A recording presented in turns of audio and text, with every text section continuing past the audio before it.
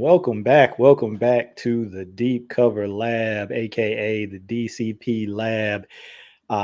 It's me, Mike Crawford, making some history today. This is my third one of these. The first two were solos, as people who've tapped in know, but have my first guest on. I'm joined by Mike Fast. Really excited to have Mike today. And before we kind of lay out what this session will be about and kind of what we're going to take a look at, just check in with you, Mike. How you doing? How have you been? How's your summer going? Everything's going well. Thank you so much for having me. I'm really excited for this discussion we're about to have. So for me, summer, in case anybody out there is not aware, I'm football coach at Towson High School, the defensive coordinator. So right now we're just doing our summer lifts and conditioning and try to get a 7-on-7 together and just try to get in that mode of competing and getting back into the swing of things. I think August 11th is our first practice, so it'll be here soon. I'm excited for it. But in the meantime, as you well know, July is just the slow time of year for sports, especially football, which, little aside, I think is a reason why a lot of these people are criticizing Lamar's, because it's the slow time of year and they don't have much to talk about. But that's another discussion for another day. So being that it's a slower time, I like to break down film, and I saw a couple of these clips we're about to get into that I thought you and I would have a good discussion with. Yeah, definitely, man. I think these are going to be good, and I think people are going to enjoy the discussion. And on the the slow period of the football calendar, people could be doing much more important things, as I saw you tweet about yesterday, like trying to protect your music selection in the weight room. And people come in there and they're trying to gank your music. Look, so I tweeted something yesterday. So we had this speaker in our weight room at school, but we didn't have an aux cord. So I finally got an aux cord, and it's clear. It's a really nice stereo, but it's just it doesn't have Bluetooth capability. So I plugged it in. It was nice. I had Dr. Dre rocking, and this player comes in, and he has his own Bluetooth speaker, and then playing it at the same time, it doesn't sound great. And then he turns mine off and turns on, I don't know what this mumble rap is, but it sounded horrible. But I had to remind myself it's not for me, it's for the players. So I just had to just keep going on about my business. But I was not very happy about it. I saw that. I couldn't help but laugh when Dr. Dre, 2001, man, that's prime stuff right there. They just don't know what's good. Hey, I'm with you. And you're educating.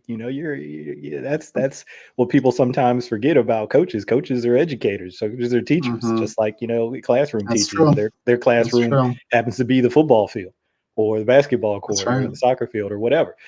So you're educating. But like Wink says, you said it too. But like Wink always says, it's about the players. It always has been. It always will be. And so yeah, I guess that even extends to them playing their music in the weight room. I guess. I don't know, man. I'm with you on that. Anyway, hey, whatever makes them play well, I'll play that. You know what I mean? Hey, yeah, I know you'll take that. They can listen to whatever they want if they're out there playing well. So yeah, we kind of talked about this idea a few days ago. And it's a topic it's not a new topic. It's been around for forever, but I think it's kind of bubbled up to the surface again here recently.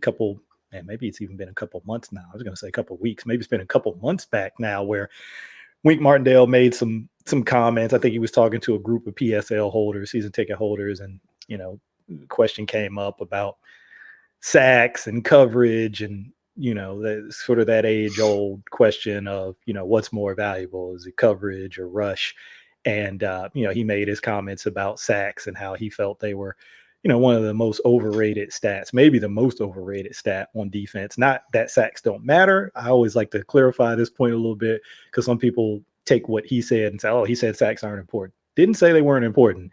He just said that as a stat, he thinks they're overrated because there's so much that goes into getting a sack, other than just, you're looking at the guy who got it. everything kind of works together. There are a lot of other things that maybe you don't recognize right away as contributing, but they do. So, not saying that they weren't important, just that there's more context to sacks than maybe people Exactly. realize. So that is kind of the backdrop for what we're going to look at today, because you've got a couple of clips that you recommended to me that kind of illustrate both, kind of illustrate coverage, illustrate rush.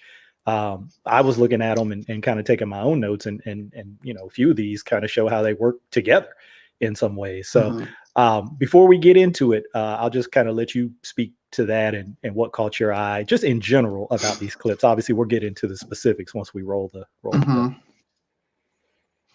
I think it's very well said. Both Wink and what you said is that it's overrated, sacks, to an extent, because when you look at the totality of a defense, and I mean, it's hard because in reality, with the whole context of everything, it's very nuanced, and that doesn't make for a good talking point on a sports show or a talk show, or like those hot takes. It doesn't. It's way more detailed than that. You can't deduce it down so far to make it like a hot take or a clip on the internet. So there's context that goes into it, meaning there's down and distance, score, does the coordinator just like to blitz? Does the opposition have a vulnerability protecting against the blitz? How many do you blitz? When do you blitz a lot early in the season and risk showing stuff, putting stuff on film? So there's all these things that go into it. But if we just take like one play, like say the Bears and Khalil Mack, he gets a sack. Well, that may just be because he's an absolute freak of nature and he's worked incredibly hard and he's a great player. But that also could be because they have Eddie Jackson, Roquan Smith, and all these guys on the kind of the back end that the quarterback's seeing, oh, this is covered. Oh, this win I'm looking for, he's dropping to that win. So that goes into it as well. And then also pressures and knockdowns are big too. So they don't always show up on the stat sheet, but really, and I haven't had this conversation with Wink, but I can imagine that if we asked him, hey, if you could get no sacks in a game but constantly be in the quarterback's face, he would take that. So to that point, no sacks, but really the goal for defense is to disrupt the offense and keep them off schedule. Well, if you're knocking the quarterback down and you have whether it's Khalil Mack or Aaron Donald or Justin Madubuike, or Brandon Williams, whoever it is, quarterbacks are not going to be comfortable when they get hit to the ground by guys that are big and strong like that. And those pile up. And that's assuming he's healthy and he comes in to a game and his mind is clear and he feels great. Most likely those things are not true. So all of those little things, they may not say sack, but they add up to value for the defense. So that was kind of agree. what I was trying to get at. Yeah. No, totally agree. 100% with you on that. And we're going to see some of that, I think, on some of these clips that you pick. So we've got 4 of them. We're going to go through each one, and I'll just let each play kind of roll through it first, and then I'll stop it. We won't do all 4. We'll go play by play. And then anything that you want to talk about, highlight, want me to go back or pause or whatever, we talked about that before, you just let me know. And I'll try to drive the car the best that I can. Sounds good. So here we go. This first clip, this is a week 8 game against the Steelers, first Steelers game. This is from 2020 season, just to be clear. We can see we've got a 1st and 10 situation relatively early in the first quarter. I think it's going to end up being right around 7:35 when they snap the ball, but 7-7 tie game at this point. So let's roll it.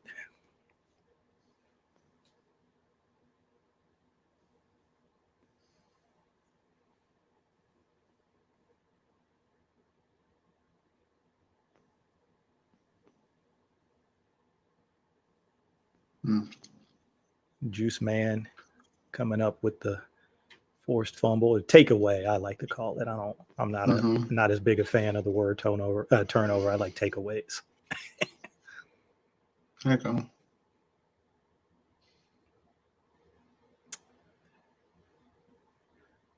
So if you can go back to the beginning of the play at either view and just stop. So right away we know it's empty.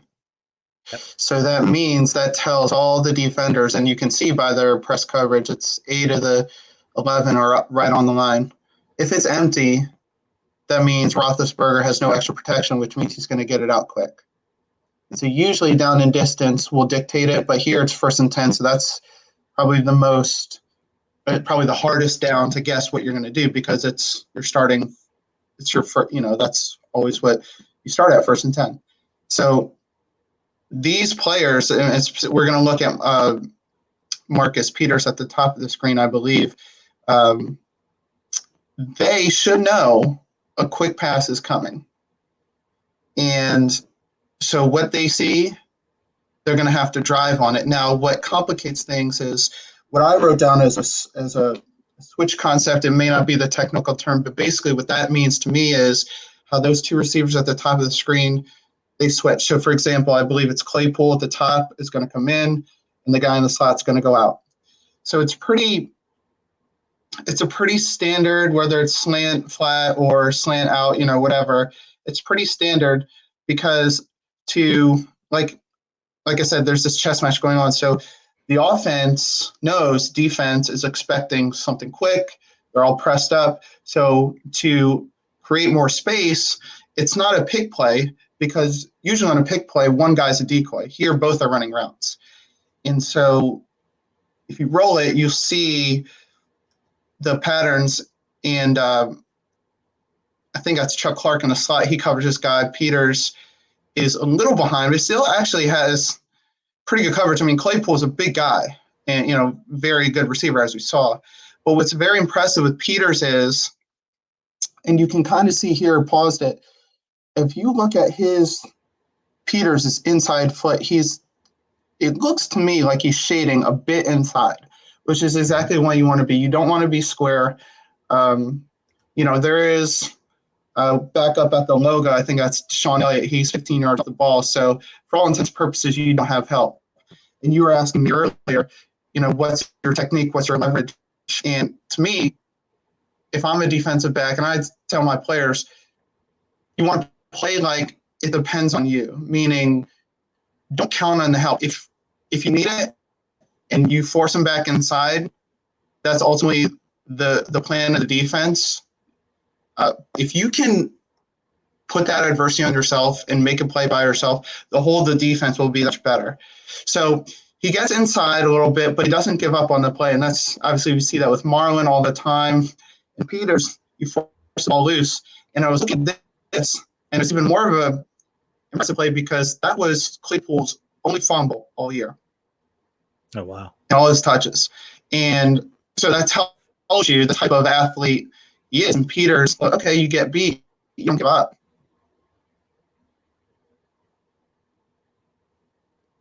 Yeah, you pretty much answered all of my questions. I had these little questions jotted down that I was going to ask you, and you already hit them all. I guess the last thing before we move to the next play, and I'll go back maybe to this angle, and we can go back and forth. So I think something that we'll see in these clips, at least in I think 3 of the 4 of them, and you see it with the Ravens defense pretty consistently, is this pre-snap look that you mentioned, where there are a bunch of guys up, right? There are a bunch of guys up at or near the line of scrimmage. And it's got to be difficult, maybe not as much for the Steelers and Big Ben, because he's played the Ravens so many times. But I would say in general, and probably certainly for teams who are out of division or even out of conference, who don't see them regularly, it's gotta present some challenges when you see this many guys up and you're trying to figure out who's coming, who's not, where are they coming from. Just kind of wanted to get your thoughts and your perspective on that, because it just adds another element, right, in terms of like preparation when you're going into a game week. All right, hey, we've got to really be on point with this kind of stuff, because these guys, anybody could be coming from anywhere on any play. Right. That's so true. If you can start rolling it, but then pause when you get to the end zone field, kind of talk through what I see. So well, I guess the 3 down linemen, even though they're spread out, to me, as the quarterback, if I'm Ben, that's not as much a challenge, because I know my linemen are going to they know what to do, or most of the time. Yeah, so you can pause here. So, and then we can count Ty's Bowser there. So that's that's pretty spread out. And so that means they're probably going to run some kind of either stun or rush from an angle we may not be used to. Well, not only have Steelers, I think it was 14 sacks they led the league and least sacks allowed. So you showed, by, like you said, this is week 8. So they had a good thing going there in Pittsburgh for a while. And Ben is obviously very large in stature, so he can get the ball out. What would worry me are these peripheral guys, where I believe it's Queen at the kind of the top left, Marlin over Juju, and then whoever's over Brown, I can't quite see. I think it's Chuck on the right side. Okay, yeah. So that worries me, because they could blitz, but they could also drop to the flat. And like we talked about at the start, that's where I, as Ben, would be looking. So those are kind of my keys. And go ahead. No, I didn't mean to cut you off. Please finish. No, I was just going to say how those guys on the periphery, even though they're farther off the ball, are more concerning for me as a quarterback. Mm-hmm. And so I'll roll this, and just wanted to ask you one more question. Just occurred to me before we move on to the next play. Sure. But Patrick Queen, when we look at him, I don't know if you want to call it adding to the rush, or was it, sort of designed, was he always going to be rushing? So I wanted to ask you about that. What do you think about that? Is that maybe, I think, you've heard people call them different things, but one of those green dog situations, or is he always, sort of rushing? Because it's not like there's a back in the backfield and he's, kind of watching to see what the back does, and he's going to react off of that. Obviously it's empty. There's nobody else back there. So what do you think about what he's doing on this play? Well, it seems like they're in a man across the board with Elliott as the single high safety. So he's kind of like a free player. And I would think that, again, with the empty formation in the press coverage on the outside, it's going to be a quick play, whether it's whether the offense makes play or defense makes, it's going to be a quick. It's not obviously not a play action, not like a rollout. It's a big hitter. So Queen knows, hey, even if there is a back, I'm coming. I would think, especially that there's not a back. And I think that, as we can see now, as you pause it, there's 4 on 5. Now he rushes, then it's equal. So even if he gets rid of it quickly, that you don't want to take any chances. So again, Queen's a free player. Say, and you can roll it a couple of times if you want. So say Ben looks to his right, and it's covered. And it actually still is covered pretty well, but say he doesn't go to Claypool and he has to come back left. Look where Queen rushes from. If Roethlisberger now has to come back left, if you can roll it one more time and then pause it right before the throw. Look between the left guard and the left tackle right before he throws. So you pause right here. So if that's covered and Queen comes blitzing through that hole, which he would if Roethlisberger hit onto the ball and he looks back and left, perhaps towards Juju, Queen would be in his face. Yep. So it didn't amount to much effect on this play, but that was kind of, to me, it looks like the contingency, just in case. That makes sense. Another thing, let me see if I can do this without sending this thing haywire. Another thing that stood out to me on this play, and this is more from the offense's perspective. Okay, let's see. That didn't work. Oh, yeah, it did. Okay, I was trying to slow it down. There you go. Is just the importance of ball placement. Mm. because this ball, that's where I'm trying to get it, where we can get a good, clear look at it. To me, is just a little bit behind Claypool. Just certainly, I mean, hey, NFL level, that's catchable Mhm. for sure. So I'm not questioning that. But I think it being just kind of on his back hip a little bit there, that really allows Peters. I mean, obviously he was in there and he was going to contest anyway. But I think that really kind of maybe creates a little bit of an advantage for him in terms of, hey, you're going to put this on this back hip. I'm already playing from this trail position. That really Mhm. gives me a chance to get back into this play and try to make a play on the ball, which obviously he does. So, um, as opposed to Sure. if that ball is more upfield, kind of on that front shoulder, not that Peters wouldn't still be able to contest, but you would think it'd be a little more difficult, right? If it's upfield as opposed to kind of back hip like that. Oh, all right. No doubt, and Very good. that's why you stay with the play, even if he may beat you off the line. That's why you stay with the play Absolutely. And we for see sure. that uh, obviously we see that a lot with Marlon Humphrey. I think that's Hmm. probably the first player that people think of when they think about, a guy on the Ravens defense stripping the ball out. Let me pause it here before we get into the next play.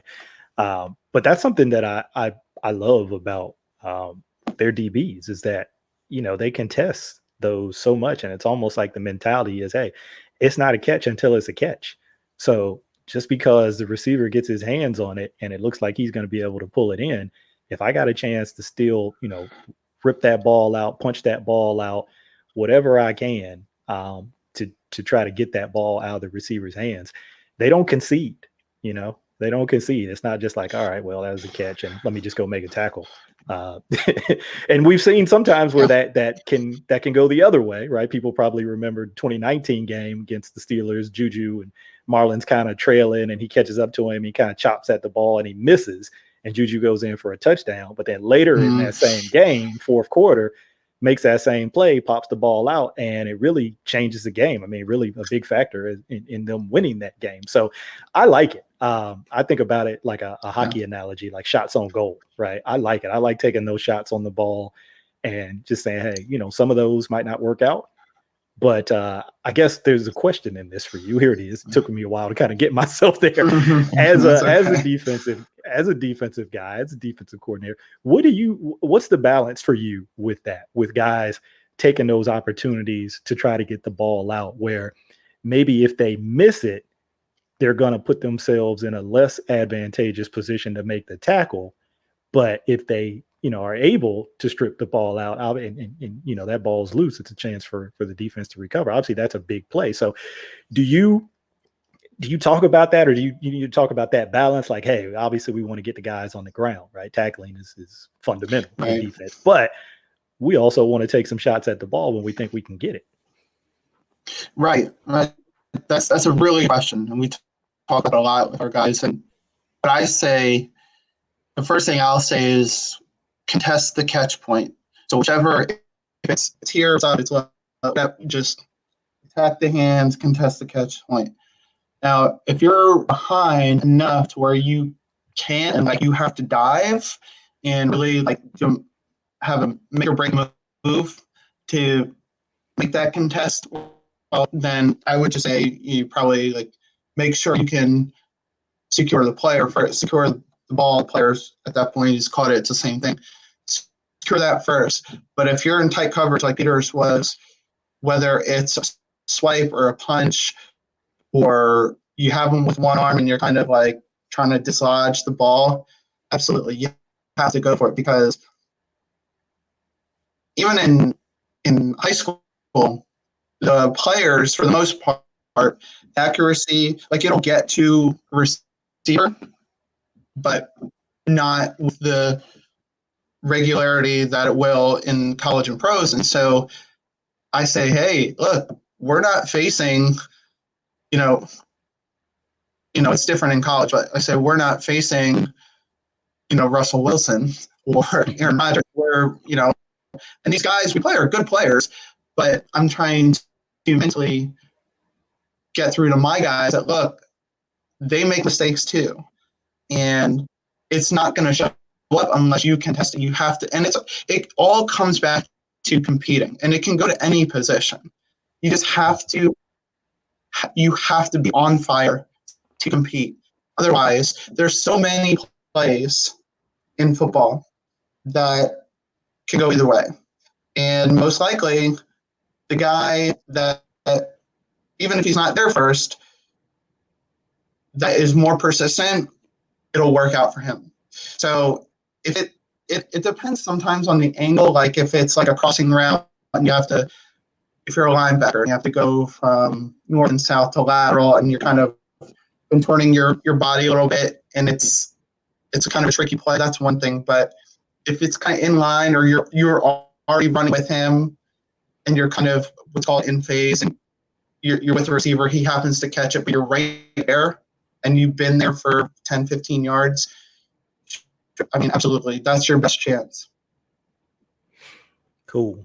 That's interesting to hear the detail that goes into that conversation when you're talking to your guys, and I imagine they're going into detail like that, and maybe even more at the pro level, since I mean this is their job. I mean, this is what these guys do, so they don't have school or anything else going on. So we'll go into the next play here. This is in the same game, same Week 8 Steelers game. Second quarter, a little under 5 minutes to go, and this is a 3rd and 12 situation. So we'll roll this one through the first time and come back, and then let you share your thoughts on it. So on their own 40.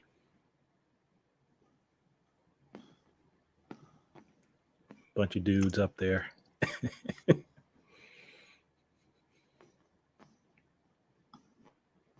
And I remember this play when I pulled it up after you shared it. I had clipped this play during the season too, because this was one of my favorite games that they would run. I love this game, and this one was really well executed. They ran it at other times, and maybe it didn't hit as cleanly as this one did, but this one was nice. And there's another potential takeaway. That was a forced fumble. Didn't quite get the takeaway status because Ben was able to fall on it and get it back. But let's I think that's the previous play. Yeah, okay. We'll get to the beginning of this one, and I'll stop it and let you kind of share your thoughts. So here we go. About here. Yeah, so I like this play as a defensive coach because it's 3rd and 12. And so when people ask, like, when do you blitz or what do you call, for me, it always starts with down and distance, because, you just don't call the same thing. You call 1st and 10 that you do on 3rd and 2, or whatever. So here it's 3rd and 12. They're at the edge. Well, maybe not the edge, but they're close to field goal range. So even if they don't get the first down, they probably could make a long field goal, which I believe would cut it 14-10 if they made it. Right before the half. That's pretty good on the road against a big rival. But the Ravens are not playing safe. They're going for it. They're pressuring. As we will find out, it works out to their benefit. So I like this initial alignment, and you can run it through a couple times as I look at it. I like how. So a lot of times, if you look at pass rush, you will see, this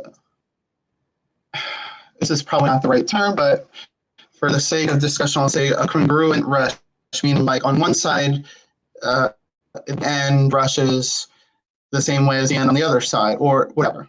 Here, when we look at the end zone view, we'll see a couple of stunts, one in the A gap, one in the C gap, I believe, and they kind of overlap each other. And I think it was Chris Board, if you could pause it here. So Chris Board right over the right side A gap, he's going to loop to his left. And then Yannick Ngakoue on the down line and on the left, he's going to loop inside. And they're going to – so those are the two key players, in my opinion, and they're going to kind of overlap. So you can roll it. You can roll and through. Yeah, I slowed this down. That's okay. just because for me, I That's needed to slow it down because to see to see exactly what was happening. I know yeah. other people So have a good eye and they can kind of catch this in real time, but I have to slow it down to see it. so if you have to, and you're obviously a smart guy, if you can have to slow it down, what do you think the linemen are thinking when it's bullets? And that's the whole idea, to put them. So Calais Campbell, if you could pause real quick, maybe we can go back to the beginning of this. We'll work on this end zone view for this play. If you can go back to the Okay. beginning, this view, the start of And I'm it, gonna to create that. And that's fine. Whatever you have to do, I'll just talk through. So we mentioned Board and Ngakwe are the keys at the end.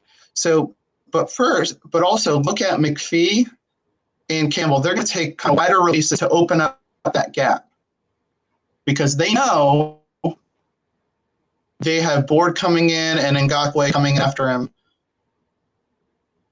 or Ngakwe first and Board to clean it up. So Ngakwe kind of gets there and Board kind of comes in and dislodges the ball. But because of that, they create a gap where it's a 2-on-1. It might have been the guard. I'll have to see that again. The right guard that's kind of left in a hole. That's actually the center penalty, and I think you maybe made a note about that. Okay, so you would ask me, is it schemed? Was it designed to isolate the center? I think absolutely, because when you're rushing inside, really wherever you're rushing, you want to get a numbers advantage. And so irregardless of your talent, if you can start the foundation of that play with a prospective numbers advantage, that's a plus. And if you add on guys like Yannick Ngakoue, who's obviously a very accomplished pass rusher, and all these other studs on the Ravens defense, you're looking really good, even against a good offensive line for Pittsburgh. So I think that, and as good as Pouncey is, 2 versus 1, I don't care who you are, that's a disadvantage. Like we saw, it was last, I guess, 2 years ago now, 2019 at LA against Aaron Donald. Would you take Aaron Donald versus guardian center for the Ravens? Some may, but the Ravens did a great job against him. And, a numbers advantage, wherever you're looking, is always a good thing. Absolutely, and that's what caught my eye, and why I sent you that note about maybe what might have been going on in terms of trying to isolate the center, because he sees Campbell loop out to the right, if you're looking at it from the defensive perspective, to the right, and I guess he's kind of working to a contain, kind of responsibility, and he's got Board coming back across his face, but then you've got Yannick also looping in from the opposite side, and so he's got to make a choice, right? I mean, look, sometimes you've seen players just make like an unbelievable play and they'll like somehow jam both of those guys into each other and they'll end up blocking 2 guys. Yeah, but I mean, we've seen Marshall Yanda do that before back in the day. So I mean, sometimes great players can make great plays like that, but like you said, wherever you can get a numbers advantage, you want to do that. So by putting him in this position, he's now kind of forced to choose, well, which one of these guys am I going to pick up? And you already laid all of that out. But the other thing I was going to ask you about, and kind of why I stopped it here, is the running back. Obviously, we're looking at this from a defensive perspective, not necessarily from offense or pass pro, but it looked like, and I'll maybe go back, it looked like to me that from the very beginning, he's scanning to the offense's left. Right. There's something, Ben says something to him. They're checking with something. And like right away, you can see where his helmet's pointing, right? He's already looking to this opposite side. And like I was asking you, is this maybe, he kind of chips Campbell a little bit or as he works out. So I was asking, is this kind of a check release? And I guess in my mind, what I'm thinking is, if you've got backers up showing like board and queen, and obviously, they're on the opposite side of the formation from where the running backs lie.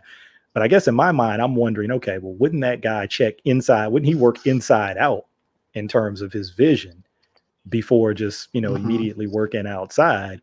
But maybe based on whatever they called in protection, and we saw some of that pre-snap kind of communication that Ben was doing with the line, maybe that wasn't, the protection that they checked to.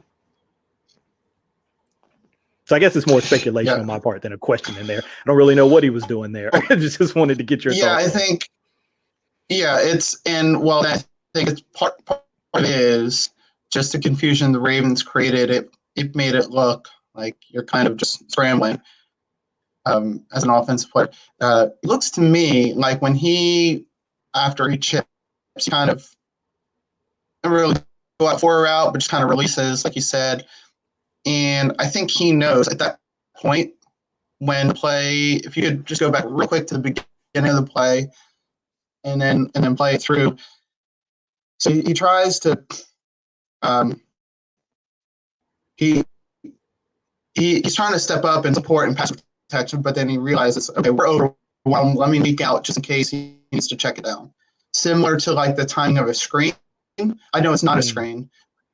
Similar to that timing, he's like, all right, it looks to me like Connor makes a quick calculation. It's like, all right, try to pass pro. We're out, man. Let me just leak out a few yards so he can just dump it off.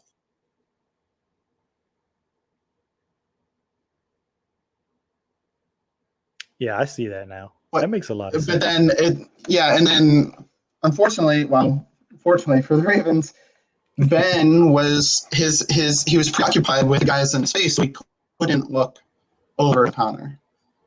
Yeah, and that's a part that I've started to kind of pay more attention to. You see it a lot with the Chiefs. I mean, there are a bunch of teams that do it, but how just having that back who kind of can release out quickly, really can be an aid to pass protection, because maybe you have a situation like this where you've got a free runner coming at you, or you get quick pressure in your face. And, if you're a veteran QB like Ben, and, if you can just give yourself just that split second of time to dump that ball off, even though you've got somebody, running free at you, you might have a chance to get it out of your hands and dump it off. And a lot of times that guy's not going to be covered because of the pressure, just because of the way it's designed.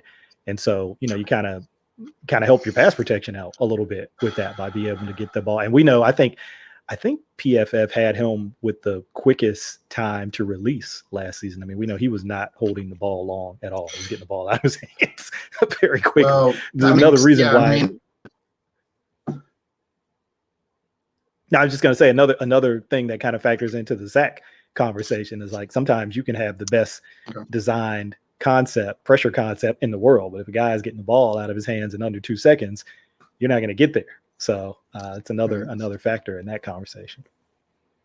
Yeah, I totally agree. I think it's a similar philosophy to, and you see it all the time when the Ravens are on offense, where they let an edge guy run to Lamar, and then all right, you want to rush your really athletic guy, Myles Garrett or Devin Bush, whoever it is. Okay, we'll let our tight end let you go, so that we can pitch it out to JK, and then Nick Boyle is already on the second level.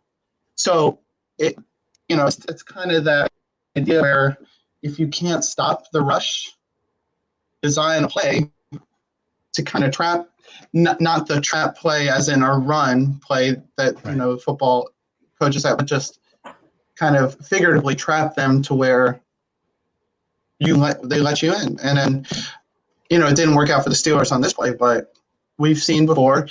The thing, it's not just the Ravens, any team that is very aggressive on the blitz, you're going to get caught sometimes. So that's where you have to manage it and say, all right, we just can't go 100% all the time.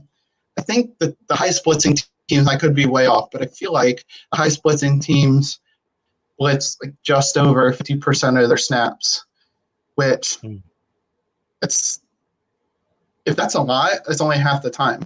And that's a lot. So blitzing is it's not always, it's not always simple as saying, hey, go blitz, create pressure. Well, the offense is smart too. So Absolutely. And I think another thing that sometimes gets lost in the conversation about Wink and how aggressive he is and how much he sends pressure is, um, this is my opinion just from watching them and kind of trying to do my own study and trying to educate myself, is a lot of times his pressure is more about who's coming and where they're coming from than just sheer numbers. Like a lot of times it's not about sending 6 or 7 or even 5. A lot of times it'll still be a 4-man mhm, rush, but it'll be a person who you're not necessarily expecting to come, like a DB or a corner, I mean, a safety or a corner, mhm, or coming from a location that maybe pre-snap doesn't look like they'd be coming from where they're aligned and they come. So I think yeah, sometimes, all of that gets lumped in to one pot and people say, oh, he's overly aggressive. He's too aggressive. He sends so much pressure. Well, some of it is not like a numbers thing where he's put himself in a bad numbers situation. It's just different guys are coming and they're coming from different places, but it can still be pretty sound. You could still have yeah, like 7 in coverage, sometimes 8. I mean, sometimes I've seen him with a 3-man and there's just that third guy is somebody who you wouldn't expect. You're thinking it's going to be 3 down linemen, maybe an outside backer, but he'll send a safety as the third person in the 3-man rush. You just don't yeah. know where those guys are coming from. And the value that's a great point, Mike, and it's so true because you know you only have a week to prepare, unless it's the first week of the season or the playoffs. But generally, you have a week to prepare, and it's really close to probably 3 days in terms of real intensive preparation. So, and that's assuming you don't play on a Thursday, right? So there's all these things that go into it where if you can create an advantage in terms of disguising your looks, and the value in that, what you were talking about, is such that, well, it may not work on this play, or we may show 2 outside linebackers up at the line and one blitzes and one doesn't, or he can present a look that has 5 to 6 variations out of it.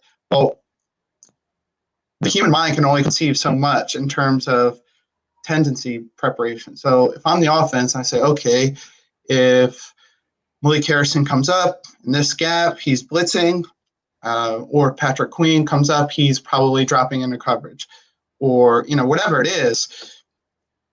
The Ravens have cultivated a defensive room, so to speak, to where they can really do a lot of things very well. And then going back to the original thought of pass rush versus coverage, well, they happen to have one of the very best secondaries in the league, which affords them even more flexibility to rush. 100%, 100%. And we're going to see some of that play out even more. We've seen it on these first couple of plays. We'll see it on these last couple of plays. So now we're fast forwarding in the season. We're all the way at week 17, second game against the Bengals. You can already kind of see the situation there. Ravens have a 3-score lead. We're in the third quarter, right around 9 minutes, a little under 10 minutes left to go. So here we go, letting it play through.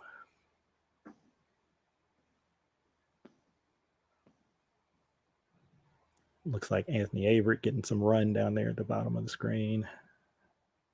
Mm-hmm. Yeah, this was not a play I had clipped during the season, but I was glad you sent it because I really like watching Chuck Clark on this play. That's not an easy play to make that he makes here. I mean, you gotta get on your horse coming out of your drop to go make a play on that ball, and he did. So I'll stop it here at the beginning and turn it over to you.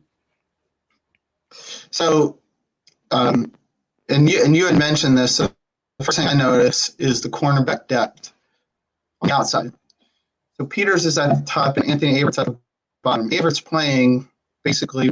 He's standing now where he's going to be at the beginning of the play, which seems like a strange thing to say because the play is about to start in 1 or 2 seconds. But you'll see this with veteran guys, more they get comfortable with the defense. Like Peters moves up right before, so you have more confidence and more knowledge of the scheme of the defense to be able to, okay, I know I have to be here, wherever the 25, wherever yard line your landmark is. I'm going to play coy for a few seconds before the snap to see if I can get any information, maybe misrepresent my position to the quarterback to fool him. So Peters backs up at first, and he closes to kind of even like jam as if he had like a running start to like as if he was a blocker on special teams. Like it's kind of an interesting way to look at it. It looks to me like it's a fairly basic cover 2 zone where the corners have the flats, linebackers kind of dropping out of 45, and the safeties are deep on the halves. Now, you'll see at the top, I believe that's AJ Green. Peters lets him go because, again, he's in a zone. He has that flat. And I don't know if that's Joe Mixon, who comes out as a running back. Peters sees him. He comes back down. The running back goes inside. Peters comes back to the quarterback. So Peters has like 3 little responsibilities on this play. 1, 2 out there. It goes to quarterback. And Chuck Clark knows, although he has to make, and this is not slight to Clark, but although he has a lot of field to cover, he's just keying one receiver because there's one receiver on that side. So he knows anything. So Clark, and if you can go back to the beginning of the play and pause it at the snap, right there. So Clark is playing inside out leverage. So he's playing closer to the hash because he knows he has basically that to his left half of the field. So he knows, obviously, someone comes to me on like a skinny post or a seam, I'm here already, so might as well keep one eye here, but then almost expect the corner or expect an out route or something like that. And as soon as he sees that, because he's expecting it, he can trigger right away and go get it. And so he's looking out for that already. And you don't need to study that much film to know. This is just kind of spatial awareness, as it were. So if you roll it, you'll see he's making sure before he makes his break, he's making sure no one else comes up to his part of the field. Okay, Green's breaking out to that corner. I'm going to drive on the ball. And as soon as Green makes his break, Clark makes his break. And one more time, if you can rewind back to when Green breaks, I want to see how much space is between right there. So it looks like he breaks closer to like the 35. Clark's probably at the 44. So let's say 8 yards difference of space. And he closes that, and as we all know, it's not just 8 yards of space of length, it's the width he has to cover. And like you said, he makes a great play from the end zone, especially. And, see what you want about AJ Green. You always have to honor his abilities. Yeah, and for me, the other thing I had to keep in mind when I was like, man, I really like this play. It's a nice drive, top down, getting your hands on the ball. But this is also Ryan Finley. I think, or is it no Brandon Allen? Brandon Allen. This is Brandon Allen. Yeah. I was thinking Ryan Finley. This is Brandon Allen, who's not Joe Burrow. No. I'm not saying Joe Burrow's got the biggest arm in the league, but I think this is I definitely think when people talk about arm strength with QBs just in a vacuum, I think it kind of can get overblown. But there certainly are throws where velocity is important, right? Where you do have to be able to drive the ball, or certainly it's going to help you if you can drive it a little bit more. And I'm not saying he floats it out there or anything. And like you said, we're not taking anything away from Clark because it's a good play. But, you think about a guy like maybe, this is on the extreme end of the spectrum, Patrick Mahomes or Matt Stafford throwing this ball, and you're thinking they might get it there a little faster than Brandon Allen did. And that's not to say Clark still can't make a play on the ball, but it's probably going to be a little closer call with those guys throwing it. Yeah, and that's true. And it's interesting because as we saw in the last couple of clips, the best stuff I learned in terms of pass protection in football, Ben Roethlisberger and Rays are blitzing 5, sometimes 6 players and getting takeaways. Well, here against Allen rushing 4. And if not for that misdirection where he gets flushed here, like if he has a little bit of a cleaner pocket, maybe that is complete. And even in this game, and again, this goes back to the conversation we had at the top where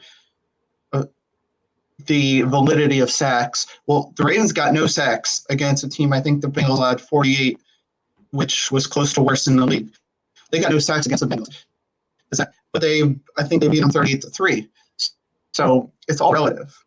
But it's just interesting the difference of schemes where here they have 7 coverage and the Bengals worked to get a one-on-one with AJ Green, which generally they like their chances of that. Absolutely. So 2 things I wanted to talk to you about on this play. We'll start from the wide angle on this.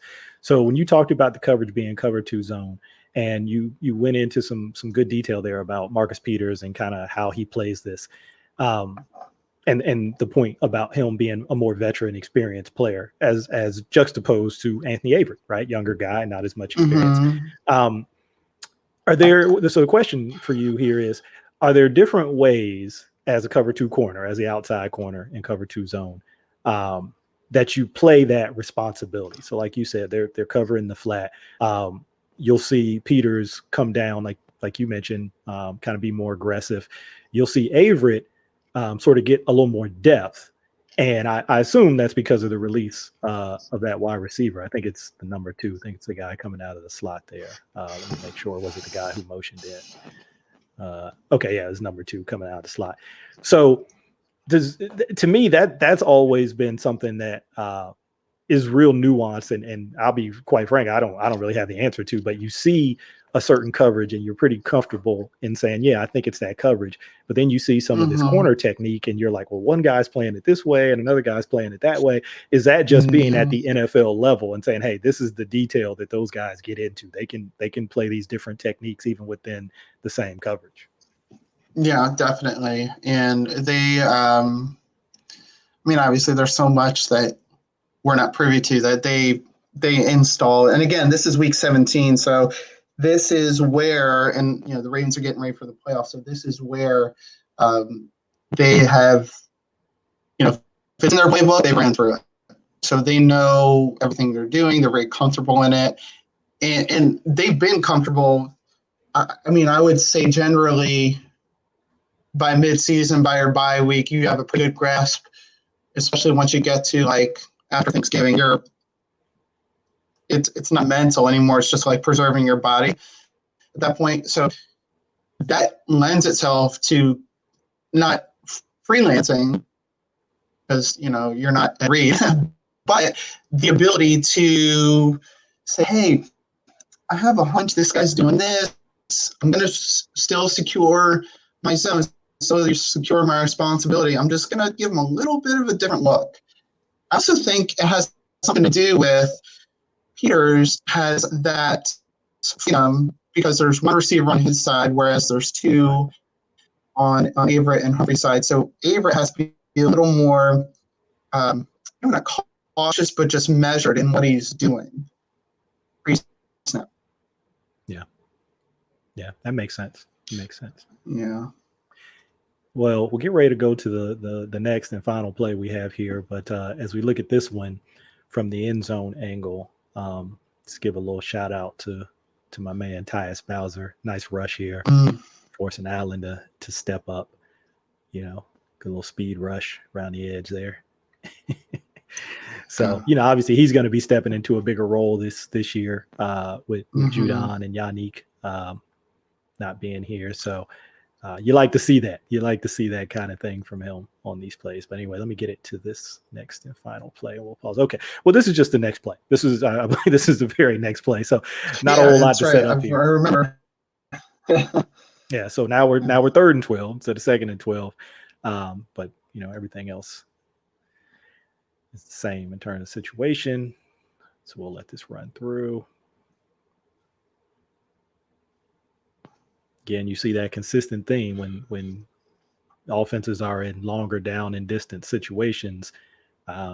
The Ravens like to give that pre-snap look of a lot of guys, not just on the line, but just guys, tightening down their coverage too, just showing like, hey, you're about to see some bump, some press. You love to see free runners. I know as a defensive coordinator, you love that. Guys just running free. But let's get it here and stop it. Okay, so floor is yours. Yeah, so it's pretty interesting look where you have 4 receivers. And the trips is not very, nothing out of the ordinary. But what is that the single receiver on the player on the single receiver side is kicked to the line, and that is that's pretty interesting. So as we roll it, it looks like Peters is right above that receiver. And he's even closer than Judon. It looks like. Yeah. So it looks like it's just man across the board with a couple of, I think it's Board and Judon are dropping to kind of the hook curl zones after they represent what looks to be a blitz. So again, with down the distance, the context of it was 3rd and 12 at the 23-yard line. So they just ran a play, a corner route to AJ Green that was incomplete. They're down by 3 touchdowns. It's not early in the 3rd quarter, but this is the time, the way the game goes that, if you're down by 3 scores, and then by the time you get the ball back, say it's probably late in the 3rd quarter, Ravens running offense. If you don't score on this drive, and especially convert on this down, this is not, not the play to win the game or to lose the game, but it's a very, very significant play. And the Ravens know that. So they don't want to they want to shut the door as soon as they can. So like we talked about with their excellent man coverage players they have, they're going to go man across the board, it looks like, and have kind of like a couple, not safeties, but like safety valves with Board and Judon dropping. So you can roll it. We can try to see what these patterns are. Bill's running. Yeah, I was going to ask you about those 2 guys, about Board and Judon dropping, because I'm thinking as a younger QB, it's got to be kind of a confusing look, right? Where it looks to the 3 receiver side that you've got man, but then you've got these underneath droppers kind of, cutting crossers off and maybe being able to pick up. Like I think that's 83 Tyler Boyd going across the field there, from left to right. Maybe, Judon being able to get some depth and maybe get under that throw or at least contest it. You talked a few minutes ago about the defense, trapping quarterbacks. That to me, having those underneath droppers like that's kind of an example of, hey, we're going to show man, we're going to play man, but then we're going to drop some guys too, combined with the pressure. And now that's a lot on the QB's plate to have to process. Yeah, and that's a great point, because it happens so often where, whether you want to call it a combo coverage or whatever you call it, it's not always okay. We're in man, so is everybody getting a man? Like it's not backyard football. It is sophisticated to a point, but I tell our players, I'm sure Wink and Chris Hewitt and all those guys every day, they talk to their players. Look, we're asking a lot of you, but think about it. If you can set your standard and accomplish it, it's only going to be more of a challenge for the offense. So, yeah, it's detailed and everything. What you put in the work, it's going to be that much harder for the offense. So, from that standpoint, it doesn't matter how hard it is for us as a defense. If we do our jobs, the offense can have no chance. So, it looks like zone. And again, 3rd and 12. So, like we said, I think it was the first play we looked at today with the Steelers. They're pressed across the board. And so hopefully, the Bengals are going to, well, not hopefully, but it seems like they're probably going to look for a quick completion, or if not, they have to hope their pass protection hold up. So you want to roll it and see, it looks like 7 at the line. Then they rush, was it 5? So again, that numbers. And we talked about before a few times already today, where Wink can show one thing, then give different looks out of it. And rush, just because you show 7 doesn't mean you're rushing 7. Or you can rush 5 after showing 7, but rush a different 5.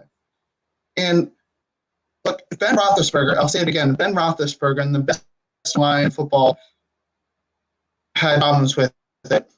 This guy, Allen, is he's going to be like almost clueless. And so we'll see how these blitzers go. I like Jalen Ferguson's kind of setting the edge. We're not setting the edge, began the bull rush for Elliott to come free. And then trying to eventually pick them up. But go ahead. What I like about this too, and this one has some similar elements to what we saw in that Steelers play. Again, you can see the running back looking, across to his left, right, kind of scanning and thinking he's got to get out wide there because you see Elliott coming off the edge. I love the deception they mix in within their packages with certain guys like Board, taking that jab step towards the left guard, kind of capturing his eyes, but then he's going to back out of there. And then, we look at what's going on the right side of the O-line from the center over to the right guard and right tackle. You talked about, again, numbers advantages. You got 3 guys for the Bengals blocking 2 guys for the Ravens, Wolf and McPhee. The back is, again, scanning out wide. The left guard, like I said, his eyes got captured by Board, but now Board's going out. And now the left guard's thinking, all right, let me slide over and let me help out my left tackle. And there's nobody. For Bowser. And, sometimes this is, again, like you made the point that we're not in their meeting rooms. We're not at their practices. We don't know exactly what was supposed to happen here. And, you see a lot of offensive linemen or even former offensive linemen on Twitter talk about, hey, sometimes there's a guy that's coming that the QB has to account for, right? There's not a design blocker for that guy. It's on the QB, but typically that guy, they prefer that guy coming off the edge and not up the middle, right? Right. Yeah. If you can actually rewind, I just noticed something. Rewind to this view, but just before the snap. So you pause it here. If you count across, it looks like Judon, Peters, McPhee, Bowser, Board, Ferguson, and then Elliott will come into the right. In front of Board, there's another player in front of Bowser. It's you can't notice it right now, but if you can go slow motion and just play it through. Oh, there you go. 95. Yep. And so that's really you're showing 8. I said 7. I was even cool. So there. So you show 8, and I think you eventually rush 5. So again, this whole idea of, I would say, if we want to answer the question, pass rush or coverage, I think that's probably maybe the wrong question to answer. Is you have to find out how your personnel can work together. Maybe not emphasize one or the other. Because if you don't have, I would say the Ravens probably don't run this play, regardless if it's the Bengals or, an inexperienced quarterback. The Ravens probably run this play if they don't have Marlon Humphrey, Marcus Peters, all these guys that are able to cover. Because that coverage is, there's essentially no margin of error. You're in man-to-man with no safeties really over top. So you have to be very confident in your guys. And the Bengals, their record wasn't great, but Boyd and Green, you can do a lot worse than those 2 guys. So it starts with that, you have to have good coverage guys and confidence in coverage guys to show 8 guys at the line. Even if you're dropping a few of them, that's still an unusual play. If throughout the whole span of your playbook and your season, you're not going to do it that often. That's part of the design, is to surprise. But the flip side is you better be able to execute that, because then you're going to look very foolish and probably give up a big play. Fortunately, the Ravens did not there. Yeah, how often have we heard? I know you've heard it, obviously being a coach and being around coaches, that great players can really make you look like a much better coach. So when Very you, true. you talk about the guys that they have in their secondary, it really enables, like you just said, Wink to call the game the way that he calls it, and to dial up some of the stuff that he dials up. Um, because he has, I don't want to call it a luxury, even though I think luxury, not an inappropriate word, because obviously they scouted a lot of these guys, whether they were guys Yeah. they drafted or whether they were guys that they signed or traded for, like Marcus Peters. I mean, even when they traded for him, Harbaugh talked about how much he liked him coming out of the draft. He's like, hey, we studied this guy Mhm. back in his draft year, and we really liked him. So I don't want to short shrift the scouting staff in the front office. Obviously, they put in Mhm. work, but they do such a good job of finding players that fit what they want to do. And also guys who are just good players, right? They're athletes, they're good Mhm. players. But so it's that There you go. combination of finding these guys who have that side of it, the physical and the mental, but then also they fit, what you want to do. Or in some cases, so yeah, all right. See, this is what happens. I start talking about stuff and then questions pop into my head. So let me ask you this question, and maybe Sure. we'll wrap it after this question. So what had just popped into my mind was, it's another one of those balance type questions. So you're, obviously a defensive coordinator. Where's the balance between, I have a system, right, as a play caller that I use, right, that I have confidence in, and I know that works, if we execute it. But every now and then, maybe I get a player who I don't necessarily see a real clear fit for, but he's a good player and I want to get him on the field. And Mhm. so maybe I got to tweak some of the stuff that I do within my system to get him on the field, to put him in positions to do what he does best, what his strengths really are. So where's that balance between, hey, I have a system, we're going to learn my system and we're going to execute my system, versus, hey, I gotta have some flexibility because I got a guy here who's a really good player and I want to get him on the field. That's an excellent question. My approach has been that it's not about the scheme, because if I'm beholden to a scheme, then I'm essentially saying, well, that has to work or else I'm screwed. I am more present to my guys like these are principles of, we want to, I ideally would like to get enough pressure with our front four. That way, it gives me a lot of flexibility to either blitz or throw different coverages on with the back seven. So we want to be able to pressure and win our matchups up front on the defensive line start. And then, like I said before, we want to be able to, I call cover 0. We want to be able to say, okay, problem.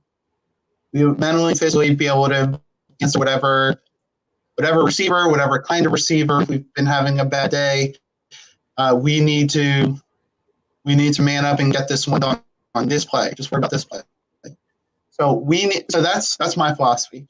And then that way, if we get a player, which we're hoping, actually, it's funny you say this, we're hoping to get a transfer in. It's not official yet.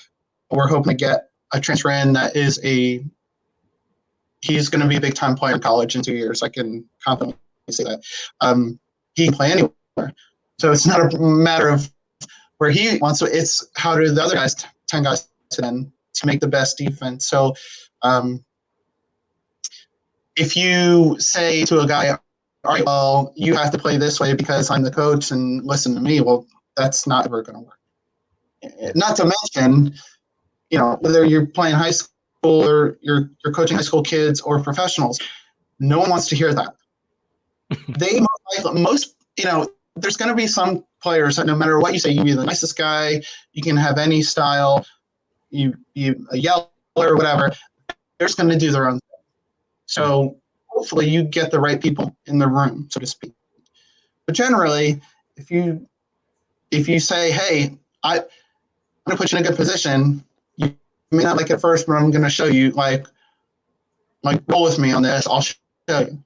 And it's something I always tell my guys to give them confidence, help them play fast. Like, look, I'm not going to call anything that you don't 100% understand.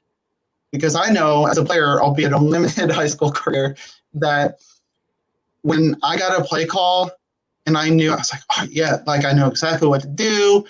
Let's go. But if I got a play call that was either a new play or we didn't practice a lot where I was unsure, I got nervous. I don't mess up, and I want to let my teammates down. So I can't, as a coach, ever call anything that they don't understand, because it's not going to be good for anybody. So if we got a player like, for example, we'll say a Chuck Clark, we were just talking about, he could play both safety positions. Anthony Levine, we see, doesn't get a lot of credit, but he's a very good player. He can play multiple positions. Well, you just basically have to put the best guy, you have to put each guy in the best position you can. And you have to be okay, I'll end with this, you have to be okay, as coach was saying, okay, each one of the 11 players, if I rated them, this guy at the end may not be a 10 out of 10. But this guy at outside linebacker may not be a 10 out of 10. Obviously, that's what you want. You want to be perfect. Well, you have to be okay with a bunch of 8s. And that way, throughout the course of the season, may take some time about the course of the season, and you're one solid unit. Right. Makes a lot of sense. I mean, I've heard other people kind of describe it similarly too, where they're like, yeah, that 10 out of 10. I've heard it recently. Somebody I was talking to used that exact same analogy. They were like, hey, obviously you want everybody to be at that level. You want every player to be at that level. But if like you said, I can get maybe an 8 or even a 7, or maybe you can be 10 out of 10 on this play. Might not be 10 out of 10 on every play. Maybe I can get 10 out of 10 on this play. Then, that's going to help you out a lot. But you know what, that opened up another topic, and maybe we'll have to do another one of these on this. And this is more sort of coaching philosophy than necessarily film, even though you can probably, I'm sure you can see clips of it, because I think you can find pretty much examples of anything on film if you know what you're looking for. But you kind of started to go into it about buy-in. How do you get players to buy in when, like you said, maybe you got somebody who is going to want to do their own thing, and you've got to kind of get them to say, hey, no, we need you to be a little bit more on board with what we're doing in certain situations. So how's that conversation? But we won't get into it here because like you said, we want to wrap. We've kind of chopped it up really good here, but I think that could set the stage for that conversation at another time, because that's always an interesting one to me, because I think a lot of times fans such as myself, we make this assumption that you've got this room full of players and everybody believes in what's happening and everybody's on board with what's happening. And that's not the reality. I mean, just think about, I always have to catch myself, because I'm like, well, think about your job. Think about a regular job. Didn't have to be in sports, whatever your job is. Everybody who's there doesn't believe in what we're doing. Everybody's not on board with what we're doing, and that's not even across the board. Sometimes maybe they're okay, but maybe there's something we're working on a certain day, and they're like, man, I don't know about this. Why are we doing it this way? I don't understand why we're doing it this way. So, why would it be any different anywhere else in life, in sports? I mean, you're dealing with people. So that's always been an interesting point to me, like how coaches have to wrestle with that and say, hey, certain guys maybe are with you all along, and you don't really have to do much to convince them. And you got other guys that are like, coach, I don't know, man. I don't know what you're talking about here.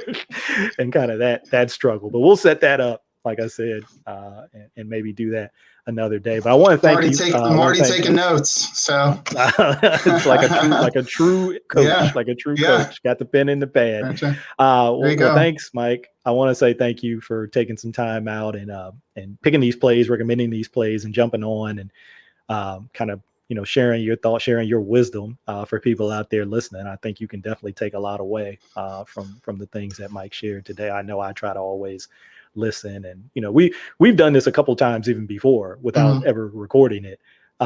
So I think I've told you before how much I appreciate doing it with you and how much I learn every time we do it. So thanks again, man. Hey, for everybody out there, continue to like and subscribe and tap in and, give me your feedback. Cause I'm going to do these regardless, as people know, cause I just love this stuff.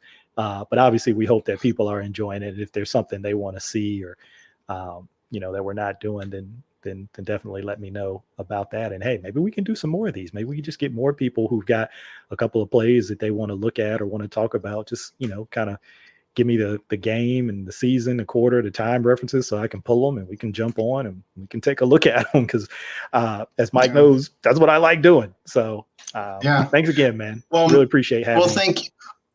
Thank you, Mike. And really, the feeling's mutual. And I learned a lot from you. And I love, talking ball. So, like I said, and I think that's a great topic that we can get into the next time, because I do have a lot of thoughts on that. So I appreciate your time and all you do for the Ravens flock.